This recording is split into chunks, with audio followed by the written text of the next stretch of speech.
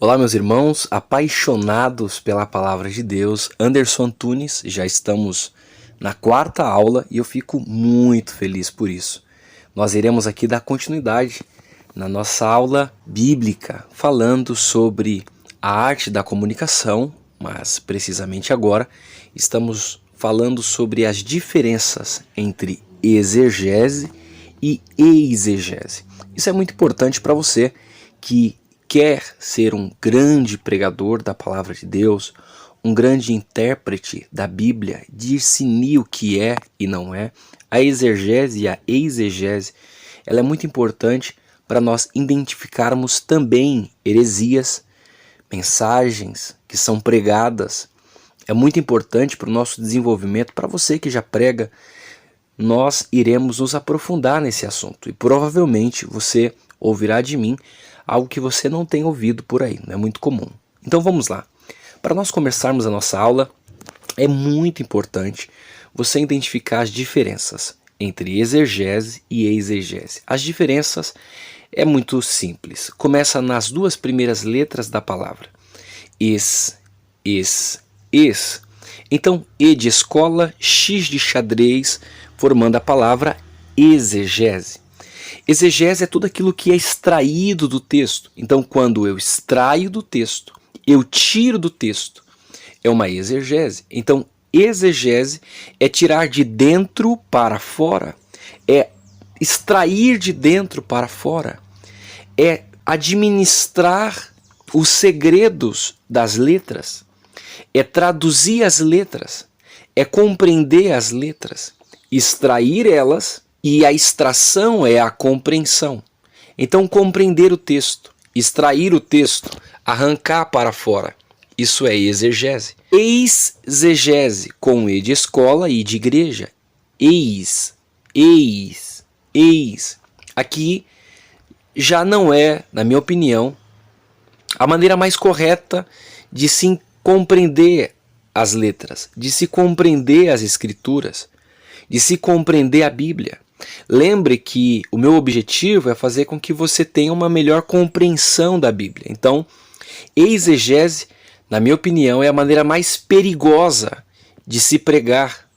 Porque exegese é tirar de fora para dentro, é trazer de fora para dentro do texto, é pegar o paralelo, o externo e colocar dentro do texto.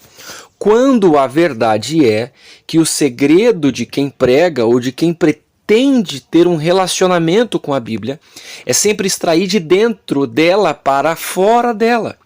Um pregador que é muito feliz na mensagem não é aquele que pega assuntos paralelos, experiências comuns, aleatórios, crenças, momentos, personagens, filmes, desenhos animados, os três porquinhos, as meninas superpoderosas, o Chaves, empurra para dentro do texto. Exegese, para que você tenha uma melhor compreensão e possa ter uma boa aplicabilidade aqui no que eu estou dizendo. Exegese é quando você pega um texto isolado, totalmente fora do contexto, isso vai se tornar um pretexto, e eu aplico o que eu quero. Se você pega um texto isolado da Bíblia, você não faz questão de ler toda a história, todo o contexto, o porquê do versículo, quem o escreveu, quando, porquê, para quem, você vai cometer vários erros aí na sua mensagem durante o caminho. A aplicabilidade desse texto vai ser em tempo incomum, vai ser num lugar errado, numa mensagem errada, não é para aquele momento, não é naquele sentido. Então é muito importante você compreender o que você está lendo. Por exemplo, a palavra crer do original nem sempre é tem aquele mesmo significado, porque o original dela nem sempre é o mesmo que o outro. O grego é grego, o hebraico é hebraico, o aramaico é aramaico, português é português, inglês é inglês, espanhol é espanhol. Então eu tenho que entender qual o momento, para quem, de quem foi escrito. Se eu pego assuntos paralelos que eu quero poder exteriorizar, eu quero poder verbalizar, eu quero expor a minha ideia, o meu entendimento, eu vou cometer vários erros durante a mensagem. Há quem cometa heresias, porque pega o externo. Um estudo arqueológico, um estudo filosófico, Um filósofo atual ouviu Leandro Carnal, ouviu um coach falar, ouviu um influenciador falar, ouviu uma historinha, pegou aquela historinha, achou muito impactante e vai empurrar para dentro do texto com um texto isolado. Meu irmão, você é um pregador. O púlpito é para você pregar a palavra de Deus. Então a palavra de Deus é tudo que é extraída de dentro dela para fora dela. Para quem não sabe, quem deu essa nomenclatura, exegese, foi um filósofo grego, cristão, você deve conhecê-lo, já ouviu falar em algum momento, foi um filósofo grego fantástico, Diógenes. Ele tinha sede por compreender as escrituras e o seu desejo, a sua curiosidade o chegou a ser tão feliz na hermenêutica, através da exegese. Então, a exegese é muito importante. A exegese, para quem não sabe, é quando você dialoga com alguém e você ouve alguém falar, ou a outra pessoa ouve você falar e ela compreende exatamente o que você está dizendo. Como nós ficamos felizes, principalmente em um momento de debate, de discussão, quando a outra pessoa compreende o nosso lado. Ou quando você compreende exatamente o que a outra pessoa quer falar. Isso é tão feliz, é tão bom. As duas partes se entendem quando a outra consegue falar. Isso é uma exegese. Quando você lê o texto, extrai de dentro do texto para fora do texto. Agora, uma exegese é quando você fala, a outra pessoa não compreende. Quando você ouve e não compreende, porque está fora do contexto. É um pretexto esse assunto, é um pretexto a sua mensagem. Não tem começo, não tem meio, não tem fim. É uma perna sem volta. Gente, é horrível isso aqui. Então seja o mais exegeta possível em suas mensagens. Anderson, o porquê eu devo ser tão exegeta? O porquê da exegese? Muito simples. Nós trabalhamos a palavra de Deus, as escrituras. As letras é a palavra de Deus. Você tem que olhar para a Bíblia como fonte de vida, como fonte de conhecimento, como o próprio Deus vivo. Porque é isso que a palavra é. Então não se pode pegar nada estereótipo, nada externo e empurrar para dentro de Deus. Empurrar para dentro de Jesus. Não é você que usa Deus, é Deus quem te usa. Então já que é Deus quem te usa, tire de dentro de Deus. Tire de dentro de Cristo. Tire de dentro da palavra. Quando você extrai o que está no texto, você está aplicando a quem te ouve exatamente o que Deus quer que você fale. Olha o que diz em João capítulo 1, do 1 ao 5. No princípio era o verbo, e o verbo estava com Deus, e o verbo era Deus. Ele estava no princípio com Deus. O verbo é a palavra, e a palavra é Cristo. Continuando o texto. Todas as coisas foram feitas por ele. Então, a palavra tem o poder de criar, de fazer. E sem ele, nada do que foi feito se fez. Sem palavra, nada será feito. Sem palavra, nada irá acontecer, não haverá resultados. Então, tire de dentro do texto para que alguma coisa a palavra possa fazer. Nele estava a vida, então a palavra é vida. E a vida era Deus, então a palavra, a vida é Deus. E a vida era a luz dos homens. Então a palavra é luz, e a luz resplandece nas trevas, e as trevas não a compreende, porque quando você tira de dentro do texto, você está arrancando luz de dentro do texto. Quando você é um exegeta, você arranca vida de dentro do texto. Quando você aplica a exegese nas suas mensagens, você está extraindo Deus de dentro do texto para colocar Deus dentro de alguém. Oh, glória! Eu estou sentindo a presença de Deus aqui, falando com você, dando essa aula maravilhosa. Se você pudesse compreender o que eu estou compreendendo aqui neste momento. Em Gênesis, no capítulo 1, quando Deus cria o homem tem por matéria-prima o pó, a terra. Não havia vida, não havia ainda movimentos, não havia ainda estruturas, era apenas um boneco de barro. Mas foi bom o que Deus fez. Era a imagem dele, parecido com ele, mas faltava algo no boneco de barro. Faltava vida, faltava movimentos, faltava olhar, faltava ouvir, faltava cheirar, faltava falar, faltava expor, exteriorizar, faltava andar, faltava gesticulações. Então, para que houvesse movimento, para que houvesse vida, para que houvesse visão, para que houvesse fala, para que houvesse audição, era necessário Deus extrair de dentro dele vida e colocar dentro do boneco de barro a vida que foi tirada de dentro de Deus. Então, é isso que você faz, exegeta. Você tira a vida de dentro de Deus para aplicar em quem está morto. Quem te ouve está morto. Quem te ouve precisa se movimentar. Quem te ouve precisa andar. Quem te ouve precisa enxergar. Quem te ouve precisa ouvir. Quem te ouve precisa falar. Eu estou sentindo a presença de Deus aqui e eu quero que você compreenda o que eu estou dizendo a você. Deus te chamou para ser um exegeta, alguém que prega a palavra de Deus com muita apoteose, com muita graça, com muita verdade. Anderson, eu fico tão inseguro quando eu prego. É porque você está sendo um exegeta. Você procura coisas superficiais para poder aplicar na sua mensagem, para poder coincidir com o textinho que você achou no texto. Eu tenho uma mensagem que eu estou preparando, é uma mensagem nova, onde eu leio apenas duas palavrinhas da Bíblia.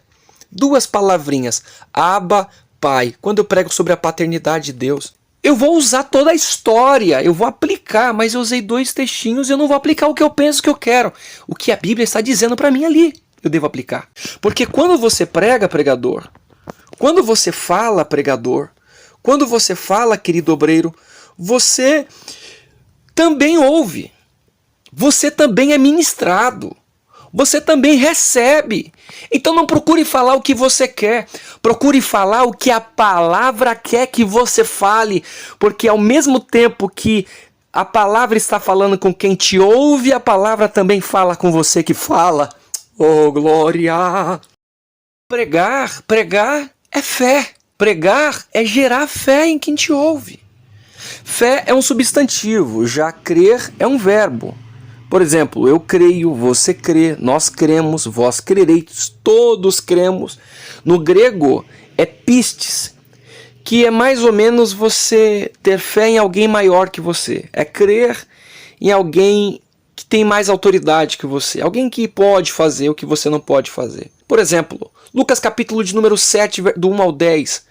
Quando o centurião de Cafarnaum fica sabendo de Jesus, ele manda o seu senhor chamar Jesus. Jesus está indo para entrar na sua casa, ele interrompe Jesus no meio do caminho e fala assim: Jesus, eu não sou digno do Senhor entrar em minha casa. Meu servo está quase morrendo, mas quando eu mando um servo, um soldado meu ir, ele vai, vem, ele vem. Eu sei que eu uso as minhas palavras, eles me obedecem.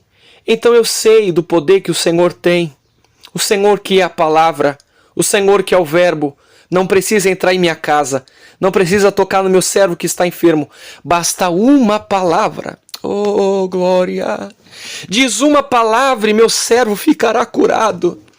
Você tem o poder nas suas mãos que a exegese extraia de Cristo, porque só Cristo tem a palavra de vida, meu irmão. Pedro disse: para onde iremos nós se só tu tens a palavra de vida eterna? Deus disse a Ezequiel: podem esses ossos reviver? Ele disse: só tu sabes. Claro que só Deus sabe, porque a vida vem de dentro de Deus para fora de Deus. João em Apocalipse tem a visão da espada que sai da boca de Deus.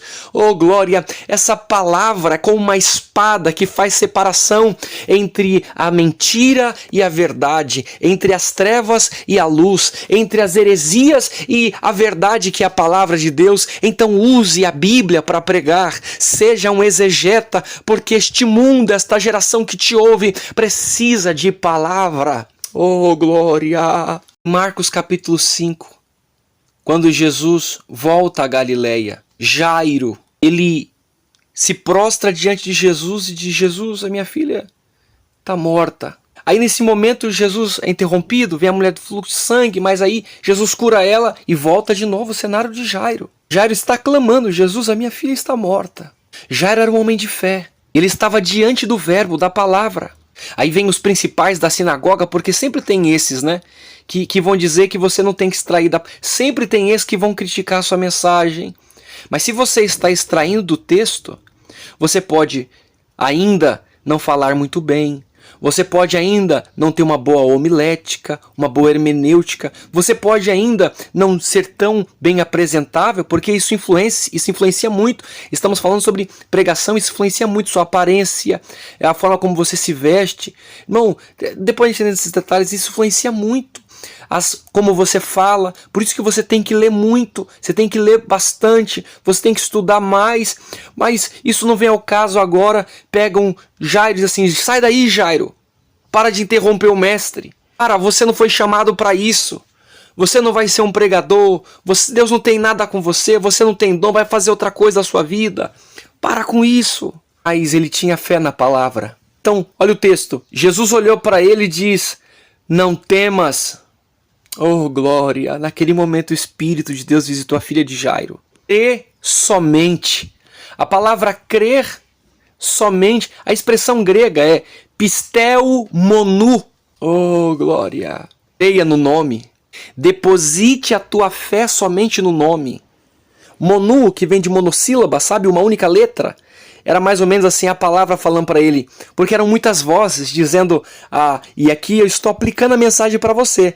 Você está compreendendo isso? Então aqui a multidão e os escribas e os fariseus dizendo: Jairo, cai fora, Jairo, cai fora. Jesus não vai te curar, Jesus não vai curar sua filha, Jesus não vai ouvir a sua dor, você vai ficar prostrado pro resto da vida. Vai lá, prepara o luto, vai lá, compra o caixão para sua filha, compra as velas, vai lá, avisa a família, posta nas redes sociais que já morreu, que você já está destruído, que você está falido, que você não é mais quem você era. Muitas vozes gritando no ouvido de Jairo, mas Jesus disse: pisteu monu, no grego, creia, ouça apenas uma voz. Oh, glória! Eu vim pregar para você nessa aula. Deus te chamou para dominar as escrituras. Quando você abrir a sua boca, pessoas serão impactadas, haverá vidas. O resultado da sua mensagem será a salvação de almas, porque quando você tira do texto, é Cristo liberando toda a palavra que há dentro dele, e a palavra de Cristo para alguém vai ser pisteu monu. Ouça apenas a minha palavra, ouça apenas a primeira letra. Ele é a letra, ele é a monossílaba, ele é a monossílaba de Deus, ele é o próprio Deus. Anderson, que história é essa? Sim, oh glória, João disse que ele é o alfa. Alfa é a primeira letra do alfabeto grego. Ele é o ômega. Ômega é a última letra do alfabeto grego. Ele é o Aleph. Ele é o início de todas as coisas. Eu estou sentindo a presença de Deus falando com você que me ouve. Pregue a palavra. Oh, que aula maravilhosa. Que aula maravilhosa. Oh, glória. Deus abençoe sua vida. Deus abençoe sua casa.